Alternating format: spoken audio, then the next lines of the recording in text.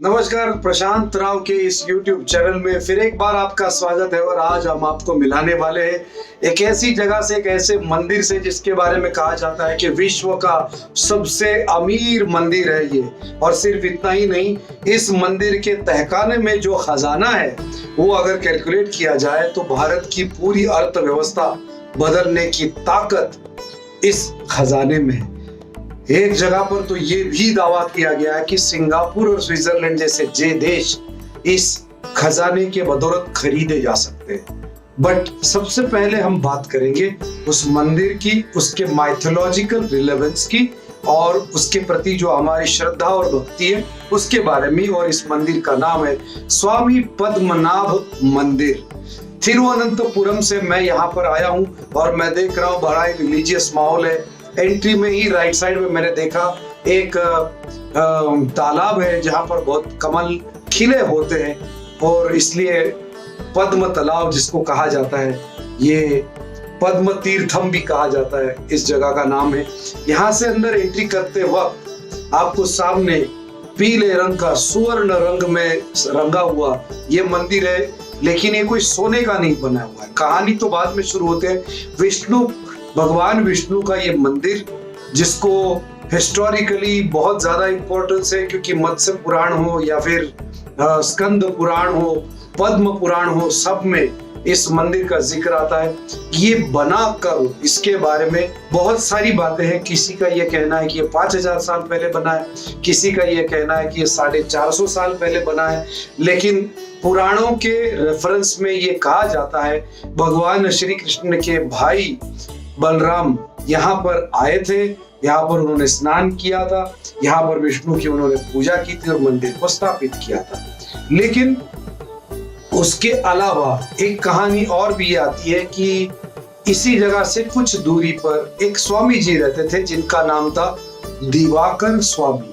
वो वहां पर विष्णु की भक्ति करते थे, पूजा अर्चना करते थे, बहुत ही श्रद्धा से करते थे और सब लोग उनको बहुत सम्मान देते थे। एक दिन एक छोटा बच्चा खिलते खिलते वहां पर आया और उसी के आसपास मंडराने लगा। इस बच्चे को, वो इतना प्यारा सा बच्चा, छोटा सा बच्चा था कि इसको देखकर स्वामी जी को उसके बारे में अति प्रेम निर्माण हुआ। और इस प्रेम के कारण उन्होंने उस बच्चे से पूछा कि क्या तुम यहाँ पर रह जाओगे?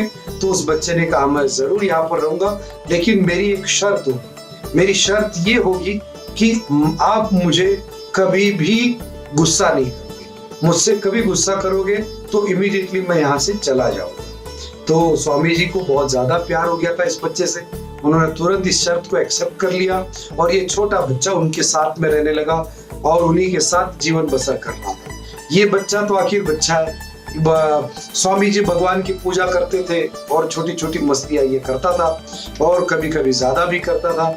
एक दिन जब स्वामी जी भगवान विष्णु की पूजा करते हुए बैठे थे तो ये बच्चा अचानक आया और पूजा में रखा हुआ जो शालिग्राम है वो लेके अपने मुंह में डाल दिया। ये देखने के बाद वो अपना आपा खो बैठे और उसके बाद उन्होंने उसके ऊपर गुस्सा किया। जैसे ही गुस्सा किया, उस बालक ने कहा आपने मुझे वचन दिया था कि आप मुझे कभी गुस्सा नहीं करोगे, लेकिन आपने आपका वचन तोड़ा है, इसके लिए अब मैं वापस जा रहा हूँ। और वहां से वो बच्चा अदृश्य हो गया। लेकिन जाते जाते वो ये कह गया कि अगर तुम मुझे मिलना चाहो तो अनंत काड़ू में आके मिलो। ये बात स्वामी जी ने सुनी और उसके बाद वो लड़का अदृश्य हो गया। और तब स्वामी जी के ज्ञान में प्रकाश आया कि यार ये तो खुद भगवान विष्णु थे जिनको मैं पहचान नहीं पाया। फिर वो बच्चा जिस रास्ते से गया, उस रास्ते से ढूंढते ढूंढते स्वामी जी सब कुछ छोड़ छाड़ के उसके उस रास्ते पर चल पड़े। बहुत लंबे समय के बाद चलने के बाद फाइनली अनंत काड़ू इस जगह पर वो पहुंचे। वहां पर वो बच्चा मिला। वो बच्चा एक पेड़ में समा गया जिसको कहा जाता है इलुप्पा ट्री। और इस पेड़ में वो बच्चा समा गया और वो पेड़ गिर गया और वो पेड़ ऐसा लेट गया।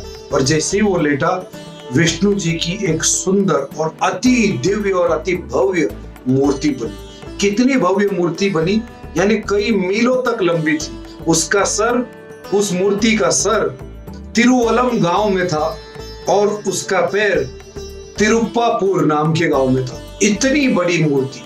और शयन मुद्रा जिसको कहते हैं, मतलब शेषनाग पर सोए हुए विष्णु भगवान, उनकी ये मूर्ति यहाँ पर आई थी, जिसमें उनका राइट हैंड शिवलिंग पे था, लेफ्ट हैंड में कमल था, नाभि से भी कमल निकल रहा है जिसमें ब्रह्मा का रूप था, और पीछे जो शेषनाग के 5 फन है ये पंच तत्वों को रिप्रेजेंट करने वाले, यानी ब्रह्मा विष्णु महेश, ये तीनों चीजें जहां पर डिपिक्ट होती है, ऐसी ये मूर्ति बनी। इतनी भव्य मूर्ति देखकर दिवाकर स्वामी बड़े अचंभित रह गए और उन्होंने विष्णु भगवान से एक प्रार्थना की, मैं अपनी आंखों से आपका पूर्ण रूप देख सकता हूँ, लेकिन मैं एक मानव हूं, मैं इतना लंबा रूप नहीं देख सकता हूँ, क्या आप आपका आकारमान थोड़ा सा छोटा करेंगे? तब विष्णु जी ने उनकी बात मानी और अपने आप को श्रिंक किया, and this idol of miles together length जिसका था, that idol has shrunk to 18 feet, 18 feet में ये मूर्ति श्रंक हो गई। आज भी जब आप मंदिर में जाएंगे तो आपको 3 अलग अलग दरवाजे दिखेंगे, यानी खिड़कियां ही समझिएगा, क्योंकि इतनी बड़ी मूर्ति उसको कवर तो किया है, लेकिन एक जगह पर उनका सर दिखेगा, एक में शरीर दिखेगा, एक में पैर दिखेगा। मैं वहां पर गया हूं, मैंने वहां पर देखा, इसलिए मुझे पता है। और मैं आपको ये भी बता दूं कि मंदिर के अंदर जाने के लिए कुछ रूल्स है, उस वजह से मंदिर के अंदर की फोटो कहीं भी उपलब्ध नहीं है, इंटरनेट पे भी नहीं है, कुछ भी नहीं है। जो भी आप देखेंगे उसको मेमोरी में विष्णु के इस रूप को याद रखिएगा। अब दूसरी बात यह है कि इस मंदिर में जब आप एंट्री करोगे तो कैंपस में ही आपको लॉकर्स मिलेंगे, यहाँ पर जाकर आपके सारे गैजेट्स, मोबाइल, कैमरा, ये सब कुछ आपको वहां पर जमा करना है। There is a dress code to enter and for darshana. You can do the online booking for darshana also। Darshana बहुत ही सिस्टमैटिक होता है, जो पैसे यहाँ पर आप जमा करते हैं उसमें सारी चीजें आपको दी जाती है, रिटर्न जाते वक्त आपको प्रसादम भी दिया जाता है, और सारा काम बहुत नीति के साथ में बहुत अच्छे तरीके से किया जाता है। सिर्फ हिंदुओं को इस मंदिर में प्रवेश अलाउड है, पुरुषों को सफेद कलर के वस्त्र पहनने पड़ते हैं यानी लुंगी, और स्त्रियों को साड़ी पहनना अनिवार्य है। अंदर जाने के बाद सब कुछ सिस्टमैटिक होता है। विश्व का सबसे अमीर मंदिर, यहाँ का दर्शन लेकर आपका जीवन पावन हो जाएगा। ये बात हो गई इस मंदिर के बारे में, इसके इतिहास के बारे में। अब मीडिया में जो चर्चा चलती है, जो सारी बातें होती है, उसके हवाले से मैं आपको बता दूं, इस जगह को एक रहस्यमय मंदिर भी कहा जाता है, क्योंकि यहाँ के गर्भगृह में जो खजाना है वो इतना बड़ा है कि ऐसा कहा जाता है कि स्विट्जरलैंड और सिंगापुर को भी हम लोग अगर चाहे तो खरीद सकते हैं। भारत की पूरी अर्थव्यवस्था जिससे बदल सकती है, इतनी ताकत इसमें है। अगर यहाँ का खजाना कैलकुलेट किया जाए तो भारत के हर गांव में एक अत्याधुनिक हॉस्पिटल बन सकता है। मतलब न जाने सा कितनी सारी संभावना है। तो आपके मन में सवाल पैदा हो गए, खजाना आया किधर से? पहले तो किधर से आया ये पता करते हैं, और उसके बाद में हम पता करते हैं कि इस खजाने में है क्या और ये कैसे ढूंढा गया। तो सबसे पहली बात तो ये है कि ये कहानी शुरू होती है 400 साल पहले, जब त्रवणकोर के राजा मार्तंड वर्मा जब यहाँ पर राज्य कर रहे थे। उन्होंने अपनी कूटनीति से इस विभाग को, इस प्रदेश को, यानी त्रवणकोर के राज्य को बहुत अच्छी प्रगति दी, और बिजनेस में और ज्यादा माइलेज लेने की चाहत के साथ उन्होंने बिजनेस को इतना प्रमोट किया कि उद्योग का ये बहुत बड़ा क्षेत्र बन गया। यहाँ पर लोग आते थे, यहाँ पर कुदरत का तो बहुत बड़ा आशीर्वाद है, नेचर्स ब्लेसिंग्स देवभूमि को है। यहाँ पर लोग आते थे और आयुर्वेदिक दवाइयाँ, जड़ी बूटी, मसाला के पदार्थ, ड्राई फ्रूट्स, और ये सारी चीजें यहाँ पर बहुत अच्छी मिलती थी। और उसके बदले में लोग सोने के आभूषण, सोने की मोहरा, अंगूठी या इस तरह की कीमती चीजों के बदले में ये सारी लेके जाते थे। जब ये अकूट संपत्ति जमा हुई तब राजा के मन में यह शक पैदा हुआ कि संपत्ति का रक्षण कैसे करें। उन्हें इस बात की बड़ी चिंता थी कि इस सारे खजाने को कैसे सुरक्षित रखा जाए। विष्णु जी उनके सपने में आए और उनको साक्षात्कार हुआ, और फिर उन्होंने फैसला किया कि इस मंदिर के द्वारा ही इस खजाने का रक्षण किया जा सकता है। अब देखिए, जहां पर विष्णु भगवान की मूर्ति है उसके नीचे गर्भगृह बनाया गया, अंदर टनल्स बनाए गए, सुरंग बनाए गए, वहां पर अलग अलग सिस्टम के साथ बहुत ही प्लान्ड तरीके से इस खजाने को रखा गया। बहुत साल तक ये खजाना वहीं पर रहा। लेकिन ये कहानी शुरू हुई 1910, 1911, 12 के आसपास, जब हाई कोर्ट में ये अपील की गई कि इसका वैल्यूएशन होना चाहिए। तब पहली बार कोर्ट के आदेश के अनुसार एक कमेटी बनाई गई और उन्होंने इस खजाने के लिए गर्भगृह का खोलने का फैसला किया। जब गर्भगृह को खोला गया तब पता चला कि इसके अंदर 6 दरवाजे, और इन 6 दरवाजों को कोर्ट ने A, B, C, D, E और F इन नामों के साथ कैटेगराइज किया गया। उसके बाद C, D, E, F इन तमाम दरवाजों को खोला गया, उसकी संपत्ति को कैलकुलेट किया गया। हजारों कॉइन्स यहाँ पर मिले, हजारों जवाहरात यहाँ पर मिले। क्या क्या मिला इसका हिसाब लगाना लगभग नामुमकिन है। आप चाहे तो जरा नजर डालिएगा कि यहाँ पर क्या क्या मिला। 3.5 फीट की सॉलिड गोल्ड की मूर्ति, 18 फीट लंबी गोल्ड की चेन, और जो आदमी को युद्ध में प्रोटेक्ट करने के लिए जो बॉडी आर्मर होता है वो 30 किलो का चिलखत जिसको कहा जाता है वो मिला।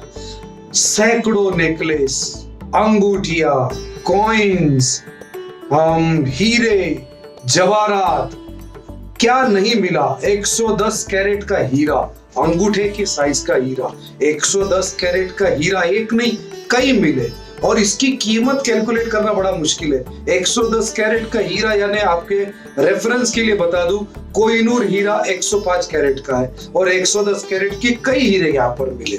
उसके बाद सोने का कोकोनट जिसके अंदर रूबी से मढ़ा गया है, 800 किलो की स्वर्ण मुद्रा का एक स्तूप मिला है। उसके बाद 100 से भी ज्यादा सोने की कुर्सियां मिली, न जाने कितने सारे चीजें। ये जो कमिटी जिनको ये काम दिया गया था, अंदर जाके आप चेक कीजिएगा, उन्होंने कहा अंदर अंधेरा था, और जो अंधेरा था उसके अंदर भी हम लोग गए तो जो नजारा था, वहां के जो हीरे मोती जो चमक रहे थे, ऐसा लग रहा था कि दिव्य दर्शन हो रहा है। और ये तो सिर्फ अभी तक हम लोग CDEF इन्हीं दरवाजों की बात कर रहे हैं, और इन्हीं दरवाजों के अंदर जो मिला उसको कैलकुलेट अगर किया जाए तो 200 बिलियन डॉलर इसकी cost approximately at the time. मतलब अगर आज इसके कैलकुलेट किया, अगर इसकी ऐतिहासिक पौराणिक बातों को कैलकुलेट करें तो बात ही कुछ और है गाइस। उसके बाद में B दरवाजे को खोलने की कोशिश की गई। इस दरवाजे को खोला गया तो अंदर एक और चेंबर मिला। उस चेंबर के आगे एक लोखंड का दरवाजा, लोहे का दरवाजा मिला। उसको खोलने के लिए कोई स्लॉट नहीं, कोई हैंडल नहीं, उसको खोलने का कोई तरीका नहीं। सारी कोशिशें करने के बाद में आखिर उन्होंने कहा कि इसे बाद में देखते हैं, let us concentrate on gate number A जो बाकी था। गेट नंबर A को खोला गया, और A को खोलने के बाद में वहां पर अंदर वापस एक चेंबर मिला। चेंबर के आगे अब की बार लोहे की दीवार नहीं थी बल्कि लकड़े की दीवार थी। उसको क्रॉस करने के बाद एक ग्रेनाइट का स्लैब जमीन पे मिला। उसको बहुत कोशिश करने के बाद खोला गया तो उसके नीचे स्टेप्स मिले, यानी चोर रास्ता मिला, जहां पर ऑक्सीजन की पर्याप्त मात्रा का इंतजाम करके सारे टेक्निकल सपोर्ट लेकर अंदर गए, और अंदर के खजाने का कैलकुलेशन फिर शुरू हुआ। और एक पूरा दिन लगा था पूरे सारे खजाने को बाहर लाने में। फिर भी अभी दरवाजा नंबर B ये अभी तक बाकी है। ये जो दरवाजा B है, ये डोर अभी तक खोला नहीं गया। इसके ऊपर 2 नाग की बड़ी बड़ी डरावनी मूर्तियां है, कार्विंग की गई है, और ऐसा कहा जाता है कि ये जो आकृतियां बनी हुई नाग की, इस संपत्ति का पूर्ण रक्षण जो अगर कोई करता है तो नाग देवता खुद करते हैं, और इसको अभी तक किसी ने खोलने की कोशिश नहीं की है। जो कमेटी वहां पर गई थी उन्होंने कहा कि इसके पीछे से अजीब अजीब आवाजें आती है। किसी ने कहा पानी की आवाजें आती है, और सबके मन में एक भय, एक डर है कि इस दरवाजे को खोलने से बहुत बड़ी आफत आ सकती है। आज भी ये दरवाजा खुला नहीं है। एक और खबर मैं आपको दे दूं, ये खबर ऐसी है, 2014 में एक और न्यूज आई है जो न्यूज शेयर करने से पहले मैं आपको बता दूं कि अभी तक जो इवैल्यूएशन हुआ है उसकी actual cost and relevant to today's cost, इसका कैलकुलेशन किया जाए तो लगभग 7.5 ट्रिलियन डॉलर की प्रॉपर्टी इस खजाने की कॉस्ट है। यू जस्ट कांट इमेजिन कि इसमें दुनिया में क्या क्या हो सकता है। और अब ब्रेकिंग न्यूज, मुझे यह खबर मिली है कि अब एक नए खुफिया टनल की खबर मिली है लोगों को, जिसके अंदर कहा गया कि और एक दरवाजा है और उसके अंदर 2 महादरवाजे है और वहां सर्वर भी टनल से, और बता रही उसके अंदर क्या क्या मिलने वाला है। एक रहस्यों से भरा हुआ श्री पद्मनाभन टेम्पल, यहाँ का दर्शन करके मैं पवित्र हो गया हूँ। आप भी यहाँ पर जरूर जाइएगा, दर्शन लीजिएगा और मैं ये प्रार्थना करता हूँ कि आपको बहुत सारा पैसा मिले, क्योंकि ऐसा कहा जाता है कि अगर ये नया रास्ता 2014 में जो मिला है उसके अंदर का खजाना अगर देखा जाए तो कुबेर के खजाने से भी ज्यादा यहाँ पर संपत्ति हो सकती है, जो विश्व में सबसे ज्यादा होगी। भारत एक जमाने में सोने की चिड़िया हुआ करती थी, उसकी प्रचिति शायद यहीं पर आती है। धन्यवाद। अगर आपको ये वीडियो अच्छा लगा हो तो मेरे चैनल को सब्सक्राइब कीजिए, लाइक कीजिए। अगले वीडियो में आपको ले चलूंगा एक और जगह पर, और एंजॉय कीजिएगा। Till that time on my YouTube channel Prashant Rao, do not forget to subscribe.